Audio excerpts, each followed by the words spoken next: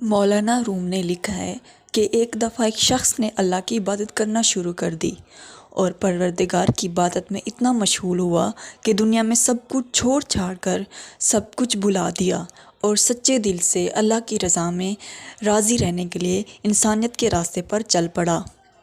مولانا روم کہتے ہیں کہ ایک وقت وہ آیا کہ اس کے گھر میں کچھ کھانے کو بھی نہ بچا، اور ہوتے ہوتے وہ وقت بھی آیا کہ گھر سے باہر سب ختم ہو گیا، اور وہ شخص چلتے ہوئے موت کے انتظار میں گلیاں گھومتا کہ اب پلے تو بچا کچھ نہیں، تو انتظار ہی کر سکتا ہوں، اللہ سنبھال لے۔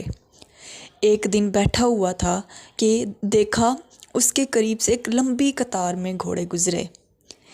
ان گھوڑوں کی سیٹ سونے اور چاندی سے بنی ہوئی تھی اور ان کی پیٹھوں پر سونے کے کپڑے پہنے ہوئے تھے۔ ان گھوڑوں پر جو لوگ بیٹھے ہوئے تھے وہ کسی شاہی گھرانے سے کم نہ لگتے تھے۔ ان کے سروں پر سونے کی ٹوپیاں تھیں اور ایسے معلوم ہو رہا تھا کہ کوئی بادشاہ جا رہا ہے۔ اس شخص کے دریافت کرنے پر اسے بتایا گیا، یہ 7 گاؤں میں ایک بادشاہ ہے، یہ سب اس کے غلام ہیں اور بادشاہ کے دربار میں جا رہے ہیں۔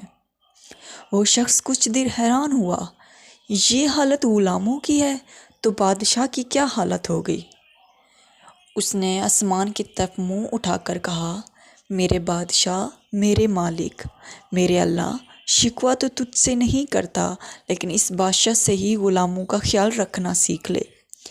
اتنی بات کہہ کر وہ شخص چل دیا۔ کچھ دن گزرے تو ایک بزرگ آئے اور اس کا بازو پکڑ کر اسے ایک جگہ لے گئے جہاں وہیں غلام وہیں گھوڑے تھے، اور دیکھتا کیا ہے کہ کسی گھوڑے کی ٹانگ کٹی ہوئی ہے، کسی غلام کا دھڑ گھوڑے کی پشت پر پڑا ہوا ہے، کسی غلام کے ہاتھ کٹے ہوئے ہیں، کسی کے سر سے خون نکل رہا ہے، کوئی گھوڑے کو زخمی حالت میں واپس لے کر جا رہا ہے۔ وہ شخص حیران ہوا اور بزرگ سے پوچھا، جناب آپ کون ہیں اور یہ سب کیا ماجرا ہے؟ اس وقت اس بزرگ نے کہا، یہ وہی غلام ہیں جو اس دن سونے میں لپٹے ہوئے تھے اور آج یہ جنگ سے واپس آ رہے ہیں، اس لیے ان کی یہ حالت ہے۔ مجھے خواب میں بس اتنا کہا گیا ہے کہ اس سے کہنا بادشاہوں کے لیے قربانیاں بھی ان کے غلاموں سے سیکھ لے۔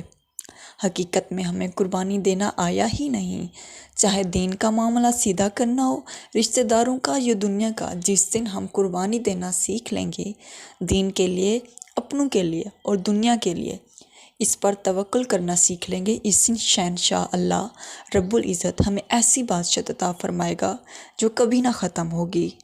حضور صلی اللہ علیہ وآلہ وسلم نے ارشاد فرمایا، جو شخص کسی آدمی کی کوئی بات سنے اور وہ یہ نہ چاہتا ہو کہ اس بات کو اس کے حوالے سے ذکر کیا جائے تو وہ امانت ہے، اگرچہ وہ اسے مخفی یعنی راز رکھنے کے لیے نہ کہے۔